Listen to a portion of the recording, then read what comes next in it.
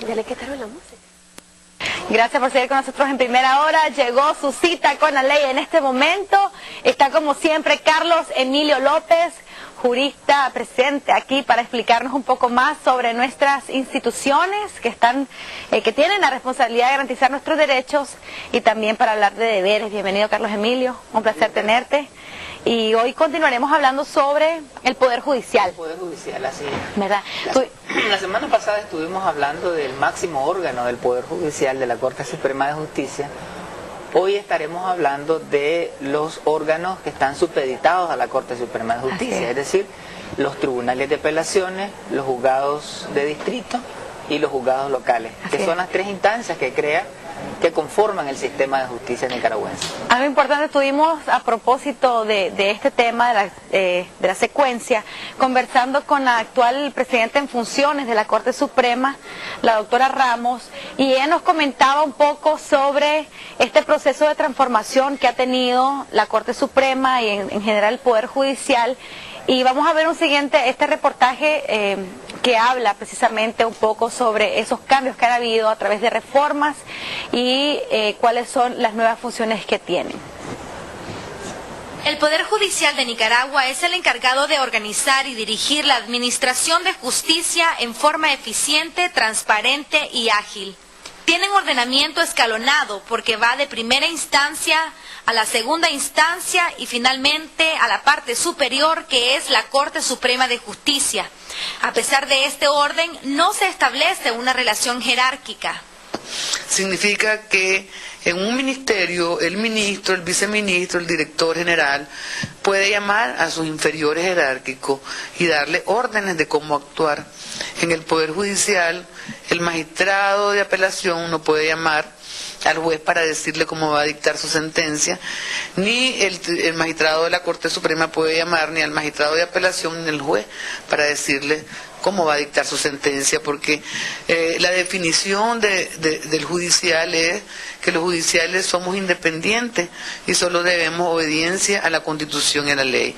O sea, todo nuestro actuar debe estar enmarcado en lo que la Constitución y la ley nos manda. Si nos salimos de lo que nos manda la Constitución y la ley, entonces ya caemos en responsabilidad y tenemos que responder y se nos puede procesar administrativamente, penalmente y civilmente por actuar en contra de lo que la ley y la Constitución establece. Con la reforma constitucional de 1995, la Corte Suprema de Justicia se divide en 4 salas para ejercer sus funciones. Inicialmente la Corte actuaba en pleno para todas las materias. Cuando yo ingresé a trabajar aquí, la Corte, que estaba compuesta por 9 magistrados, entonces conocíamos todas las materias, civil, penal y constitucional. No existía todavía el contencioso administrativo. En 1995, con la reforma constitucional de 1995, se crearon 4 salas: la sala civil, la sala penal, la sala constitucional y la contencioso. Constituimos esa sala en 1996 y comenzamos a funcionar 3 salas, porque la contencioso administrativa, si bien fue creada, no tenía ley, o sea, no tenía contenido de trabajo. Entonces, lo que hicimos es que los magistrados que formaban parte de la sala contencioso administrativo se dedicaron a trabajar también en elaboración de esa ley, junto con gente de otros poderes del Estado y consultores que contratamos. Desde que se crearon, acordamos que cada magistrado iba a constituir 2 salas, iba a integrarse, mejor dicho, a 2 salas. Entonces, ese magistrado puede integrarse o a la constitucional y contencioso, o a la civil y penal, pero eso lo puede hacer porque la atribución primaria de la Constitución se la da a todos los magistrados de la Corte, y después se hace una división del trabajo donde la Corte Plena delega en la sala el conocimiento de cada caso por materia. En el año 2004 se aprobó la Ley de Carrera Judicial, en donde se establecieron los procedimientos específicos para el nombramiento de los jueces. Todavía no la hemos podido aplicar en toda su capacidad, pero sí ya hemos elegido jueces de acuerdo a lo que establece la Ley de Carrera Judicial. Por ejemplo, los nuevos jueces de familia fueron elegidos a través de ese proceso. En los otros casos lo que hemos hecho es aplicar la ley en la medida de lo posible. Por ejemplo, aplicando traslados. En vez de nombrar jueces que vienen de fuera, trasladar jueces locales a jueces de distrito a magistrados de apelaciones cuando hay nuevos cargos que llenar, nuevas vacantes que llenar. Y también hemos hecho nombramientos de jueces suplentes, ¿verdad? Que ya han, buscando los más antiguos, los que han ejercido por más largo tiempo el cargo. A partir de la reforma procesal penal, hubo un incremento en el número de jueces, llegando casi a 600. Después de la reforma procesal penal, que triplicó el número de jueces penales, porque la reforma implica que haya jueces de audiencia, ¿verdad? Que es un juez que conoce de las garantías constitucionales de los procesados, que hayan jueces de juicio y jueces de ejecución. Antes esa función la realizaba un solo judicial, lo cual lógicamente empañaba su imparcialidad. Bueno, esas eran declaraciones un poco de la doctora Ramos, y como pudieron ver ahí, ella explicaba sobre esas transformaciones que han habido, que a mí me resultaron interesantes porque, por ejemplo, yo no sabía que la Corte Suprema estaba dividida en 4 salas, de tal manera que ahora los magistrados son más específicos en sus funciones. Pero también he mencionado a Carlos Emilio el tema, por ejemplo, del Tribunal de Apelaciones, de los jueces de distrito, los jueces locales, y me gustaría que nos explicaras un poco más acerca de esta división, de esta clasificación, porque al final ellos son a quienes la población acude cuando tiene que pasar algún tipo de sentencia o de juicio. Efectivamente, en Nicaragua tenemos un cuerpo de leyes que regule el funcionamiento del sistema de justicia. En primer lugar, la Constitución Política de la República, la Ley Orgánica del Poder Judicial y la Ley de Carrera Judicial.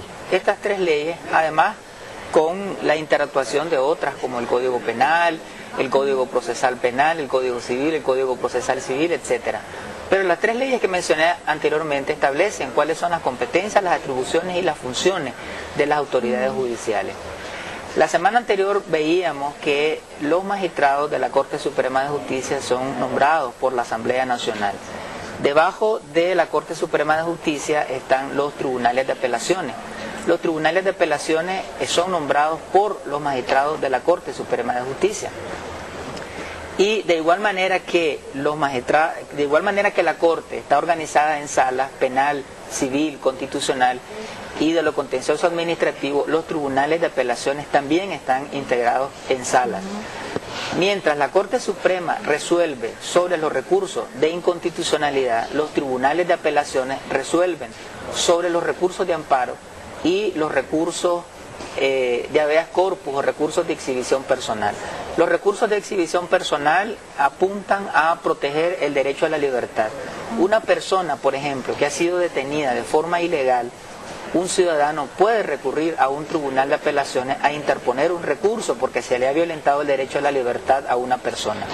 En Nicaragua, una persona solamente puede ser detenida en 2 situaciones: cuando hay una orden judicial o cuando es infraganti, es decir, en el momento cometiendo el delito.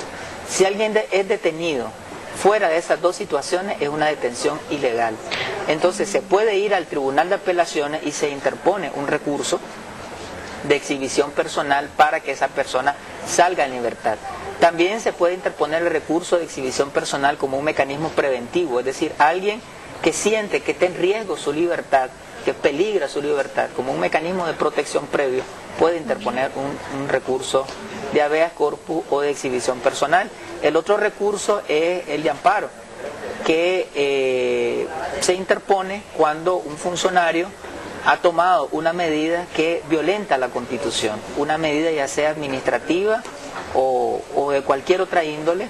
Entonces se interpone este recurso para que el Tribunal de Apelaciones detenga esa acción, esa medida jurídica que ha tomado un funcionario o una institución. ¿Este recurso de amparo puede ser interpuesta por cualquier ciudadano?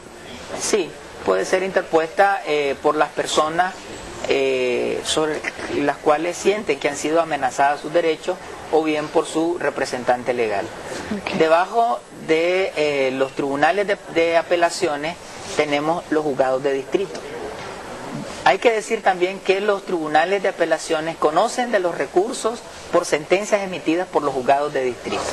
Es decir, si una autoridad judicial en el ámbito de distrito emitió una sentencia y el ciudadano siente que esa sentencia violenta la ley, violenta una norma o sus derechos humanos, interpone entonces el recurso ante el Tribunal de Apelaciones. De igual manera la Corte conoce de recursos que fueron conocidos anteriormente por el Tribunal de Apelaciones. Es decir, la justicia funciona de manera sistémica.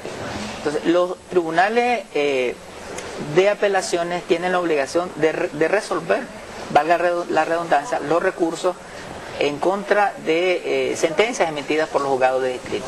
Los juzgados de distrito son uninominales. Los tribunales de apelaciones son cuerpos colegiados y la Corte Suprema de Justicia es un cuerpo colegiado, es decir, son un grupo de autoridades judiciales o magistrados. En el caso de los juzgados de distrito es una sola persona quien administra justicia. Y los juzgados de distrito son nombrados también por los magistrados de la Corte Suprema de Justicia. Hay juzgados de distrito en varias materias. Hay juzgados de distrito de adolescentes. Muy por el contrario, ese es un tema que tenemos pendiente. Eso es un tema pendiente. Muy por el contrario de lo que piensa la ciudadanía, que si un adolescente comete un delito no ocurre nada. Sí ocurre algo. Una persona en Nicaragua a partir de los 13 años es sujeto de proceso penal. Es decir, a partir de los 13 años, quien infrinja una norma, quien infrinja la ley, se le puede detener, se le puede procesar y si es encontrado culpable, se le puede condenar. Entonces, se han creado los juzgados penales especiales de adolescentes para juzgar a quienes están en el periodo de los 13 a los 18 años y cometan una infracción a la ley. Ya existen 18 juzgados penales de adolescentes. Hay en Managua, hay 2, hay uno en cada cabecera departamental y hay uno en la región del Atlántico Norte y otro en la región del Atlántico Sur. Esa es una materia específica de un juzgado de distrito. Otros juzgados de distrito son en materia civil, que ven asuntos relacionados a propiedad, asuntos mercantiles y asuntos de familia también. Tenemos los juzgados penales, los juzgados de distrito penal, que ven todos los delitos graves en materia penal. Los delitos graves son aquellos que tienen una sanción que va más allá de 3 años. Asesinatos, homicidios, parricidios y otros delitos graves son vistos en los juzgados de distrito penal. Hay también juzgados de distrito penal, juzgados de distrito hemos mencionado en materia de adolescente, en materia civil, en materia penal y también los hay en materia de familia. Ya hay 4 juzgados en materia de familia. Eso hablaba la doctora Ramos en entrevista, que decía que cuando yo le preguntaba sobre el número de jueces que habían a nivel nacional, me decía que hay ya casi 600 jueces y el número se ha incrementado precisamente por los juzgados de familia que se están desarrollando actualmente, que me parece bueno porque al fin y al cabo son la mayor parte de los casos que se presentan, aunque no así sean considerados los más importantes. Así es, los juzgados de familia ven muchos de los temas que hemos abordado nosotros aquí en el programa, Tu cita con la ley, ven asuntos de adopciones, guarda, tutela, patrimonio familiar, pensiones alimenticias, entre otras materias. También tenemos juzgados de distrito en materia laboral, también le hemos dedicado tiempo a los derechos laborales. Se pueden interponer denuncias en los juzgados de distrito laboral dependiendo del monto.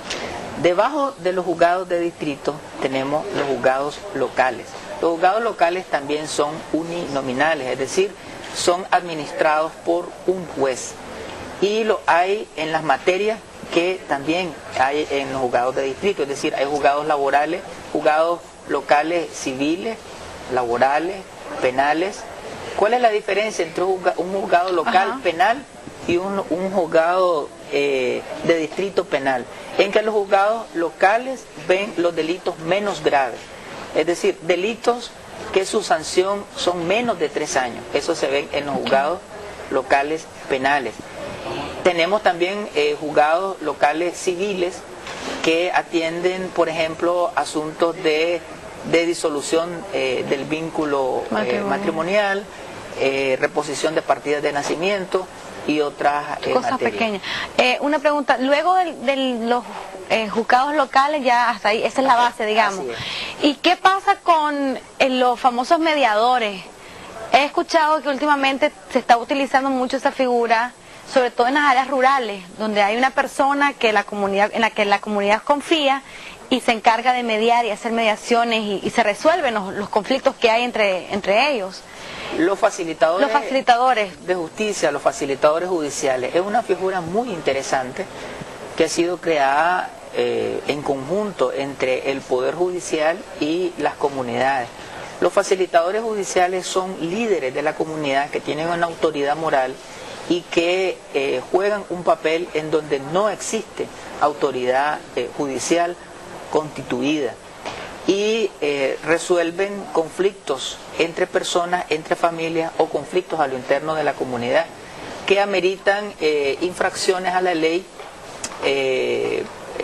sencillas, por ejemplo, conflictos vecinales, conflictos de propiedad, conflictos limítrofes. Estas personas, facilitadores de justicia, son capacitados por el Poder Judicial y son coadyuvantes con los administradores de justicia. ¿Ellos responden, serían los jueces locales?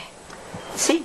Por así decirlo. Sí, tienen un papel parecido al del juez local, con la diferencia de que no forman parte orgánica de ese sistema que hemos venido mencionando. Son colaboradores del sistema de justicia, pero resuelven, contribuyen a descongestionar el sistema de justicia. Bueno, Carlos Emilio, muchísimas gracias por habernos acompañado rápidamente, sí, porque eso no acaba el tiempo. Sobre el programa de radio, quisiera que por favor nos recordaras cuándo es, a qué hora es, para que igual puedan seguir escuchando y aprendiendo más acerca de las leyes. El programa de radio se llama Tiempo de Derecho. Tiempo de Derecho. Y es 1 hora, todos los miércoles a las 6 de la tarde en Radio Universidad. Y ahí tenemos un tiempo para interactuar un poco más con la ciudadanía.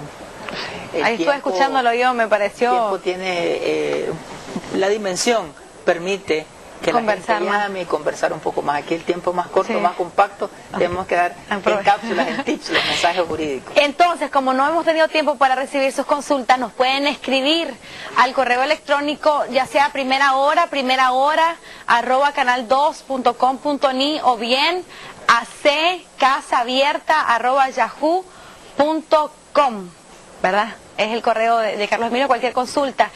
Y para finalizar con este tema del Poder Judicial, ojalá y que realmente los tomadores de decisiones se pongan de acuerdo, porque ¿qué sucede? Ahorita hay conflictos con el tema de la elección de los magistrados.